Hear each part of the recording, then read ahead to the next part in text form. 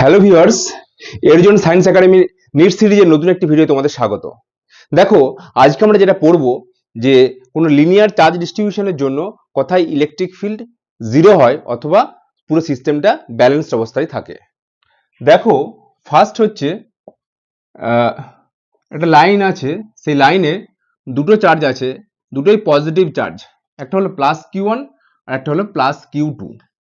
তাহলে এদের মধ্যেকার ডিস্টেন্সটা কিন্তু বলে দেবে, ঠিক আছে? দিয়ে বলবে যে এই চার্জ ডিস্ট্রিবিউশনটার জন্য কোনখানে ইলেকট্রিক ফিল্ডটা জিরো হয়। তাহলে আমরা বলেছিলাম আগে যে যে পয়েন্টে ইলেকট্রিক ফিল্ড বের করতে হবে সেখানে আমরা +1 চার্জ রাখবো। তাহলে কোথায় ইলেকট্রিক ফিল্ড জিরো হতে পারে? তিনটে জোন আছে। কোথায়? এটা একটা 1 নম্বর জোন, এটা হলো 2 নম্বর জোন, এটা হলো 3 নম্বর জোন। তার মানে প্লাস Q2 ডান সাইডে হতে পারে, প্লাস Q1 এর বাঁ দিকে হতে পারে, অথবা in between the two charges হতে পারে। আচ্ছা, প্রথমে আমরা চেক করব যে 1 নম্বর জোনেতে ইলেকট্রিক ফিল্ড জিরো হয় কিনা। দেখো, পয়েন্ট চার্জের জন্য ইলেকট্রিক ফিল্ড আমরা বলেছিলাম কত না 1/4πε0 Q/r²। আচ্ছা, প্রথমে আমরা ধরে নেব একটা পয়েন্ট যেটা হচ্ছে এখানটাতে। এই ডিসটেন্সটা আমরা ধরে নিলাম, ধরো সাপোজ ডিসটেন্স x। ওকে, প্রথমে যেটা দেখবো, আমরা বলেছিলাম ইলেকট্রিক ফিল্ডে কিন্তু একটা ডিরেকশন আছে। কোন দিকে ডিরেকশন? না প্লাস চার্জ থেকে মাইনাস চার্জের দিকে। আচ্ছা, এখানে ধরে নাও +1 চার্জ আছে। আচ্ছা, তাহলে দেখো এই প্লাস Q1 এর জন্য ইলেকট্রিক ফিল্ডটা কোন দিকে কাজ করবে? অ্যাওয়ে ফ্রম দিস, এই দিকে কাজ করবে। আবার প্লাস Q2 এর জন্য এই পয়েন্টে ইলেকট্রিক ফিল্ড কোন দিকে কাজ করবে?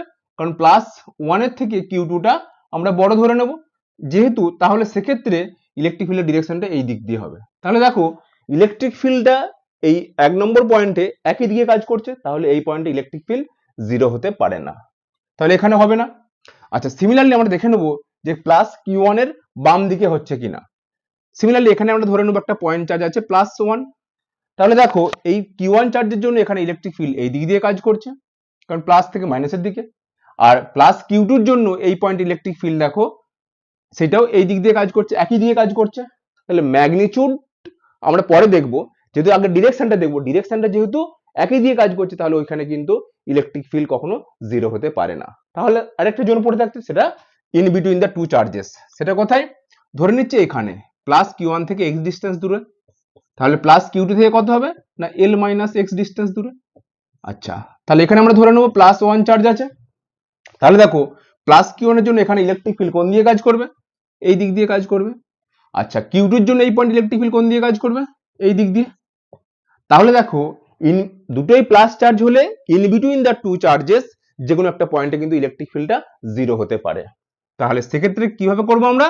না 1/4πε0 Q1/x², সেটা ইকুয়াল টু করবো 1/4πε0 Q2/L - x²। এবার এখান থেকে আমাকে x এর ভ্যালুটা বের করে নিতে হবে, ঠিক আছে? তাহলে এরকম কোশ্চেন কিন্তু নিট এবং এইচএস বা সিবিএসসি এক্সামে কিন্তু দিতে পারে। তাহলে যখন নিটে কোশ্চেন আসবে, দুটোই যদি দেখো দুটোই পজিটিভ চার্জ, তাহলে সবসময় ইলেকট্রিক ফিল্ড জিরো হবে কোথায়? In between the two charges. তাহলে তাদের ওই দুটো চার্জের মাঝের যে কোনো একটা পয়েন্ট ধরে নেবে, ধরে নিয়ে জাস্ট যে কোনো একটা charge by x² R Q2 by অন্য চার্জটা বাই তার মাঝের ডিস্টেন্সটা স্কোয়ার করে নেবে। এবারে দেখো, অপশনগুলো দেখতে হবে কিন্তু। দেখা যাচ্ছে তুমি ক্যালকুলেশন করে বার করলে Q1 থেকে, কিন্তু আনসারে দেওয়া আছে Q2 থেকে। তাহলে কিন্তু জাস্ট এটা তোমরা ওই ডিস্টেন্সটা থেকে কিন্তু বের করে নিতে পারবে, ঠিক আছে? তাহলে কি দাঁড়ালো না, দুটোই যদি পজিটিভ চার্জ হয়, if two charges are positive, তাহলে the electric field is zero in between the two charges. Electric field is zero in between the two charges. Okay, in between the two charges. আচ্ছা, next আমরা দেখব যদি দুটোই negative charge হয় তাহলে কিভাবে আমরা বের করব? ঠিক একই রকম ভাবে, যদি দুটোই নেগেটিভ চার্জ হয় তাহলে কেস 2,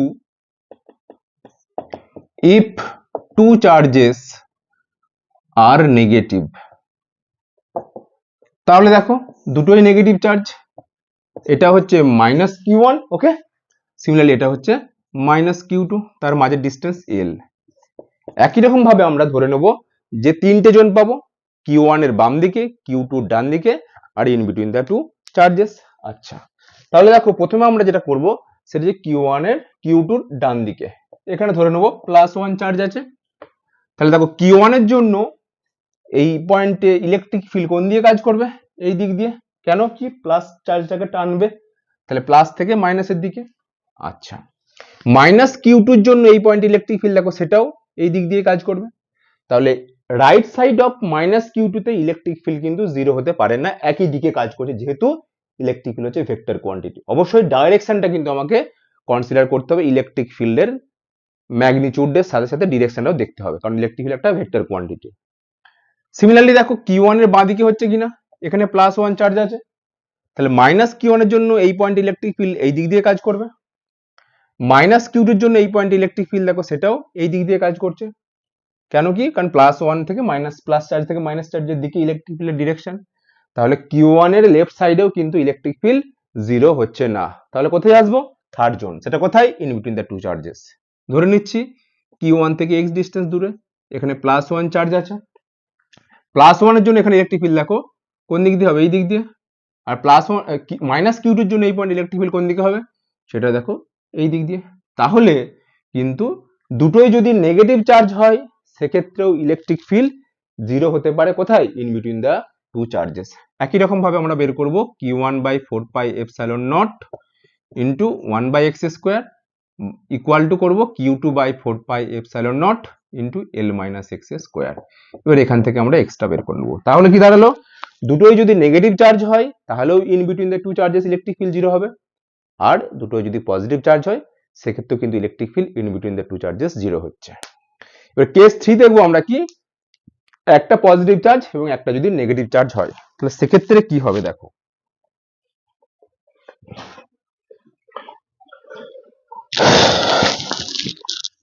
দেখো কেস 3, 1 বা ধরে নাও Q1 টা পজিটিভ আর Q2 টা যদি নেগেটিভ চার্জ হয় তাহলে +Q1 আর -Q2। প্রথমে আমরা in between the two charges হচ্ছে কিনা সেটাকে চেক করে নেব।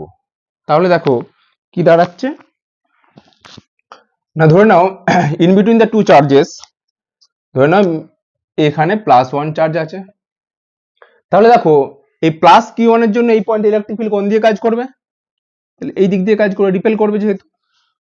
আর -Q2 এর জন্য এই পয়েন্ট ইলেকট্রিক ফিল্ড প্লাস থেকে মাইনাসের দিকে, সেটাও এই দিক দিয়েই কাজ করবে।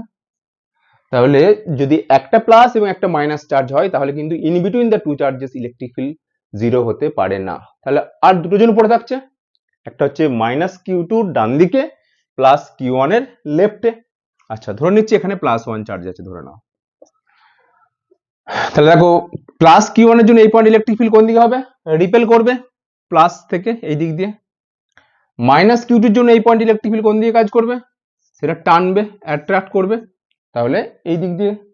তাহলে সেক্ষেত্রে Q1 এর লেফটেও ইলেকট্রিক ফিল্ড কিন্তু জিরো হতে পারে। তাহলে সেক্ষেত্রে কন্ডিশনটা কি হবে? Q1/4πε0, যদি আমরা এই ডিসটেন্সটা x ধরে নিই তাহলে কত হবে? x²। তাহলে সেক্ষেত্রে Q2/4πε0 L প্লাস x তার হোল স্কোয়ার। এখান থেকে x বের করতে হবে। তাহলে +Q1 এর লেফটে ইলেকট্রিক ফিল্ড জিরো হতে পারে। আচ্ছা, তাহলে -Q2 ডান দিকে হতে পারে কি? দেখো সেটা চেক করছি আমরা কিভাবে। একই রকম ভাবে এখানে ধরে নেব +1 চার্জ আছে। তাহলে -Q2 এর জন্য এখানে ইলেকট্রিক ফিল্ড এই দিক দিয়ে কাজ করবে প্লাস থেকে মাইনাসের দিকে, আর +Q1 এর জন্য এই পয়েন্ট ইলেকট্রিক ফিল্ড রিপেল করবে তাহলে এই দিক দিয়ে। তাহলে এখানেও কিন্তু ইলেকট্রিক ফিল্ড জিরো হতে পারে। তাহলে একটা প্লাস চার্জ এবং একটা মাইনাস চার্জ যদি লিনিয়ার ভাবে থাকে তাহলে কিন্তু যে কোনো চার্জের বাম দিক মতলব প্লাস চার্জের লেফটে আর মাইনাস চার্জের রাইটে দুটো জায়গাতে কিন্তু ইলেকট্রিক ফিল্ড জিরো হতে পারে। তাহলে দেখে নিতে হবে আমাকে অপশনসে কি দেওয়া আছে, ঠিক আছে। আচ্ছা, তাহলে এই হলো তিনটে কেস যার জন্য ইলেকট্রিক ফিল্ড জিরো হতে পারে কিনা সেটা চেক করার কোশ্চেন নিট এবং সিবিএসসি বা এইচএস সব জায়গাতেই দেয়।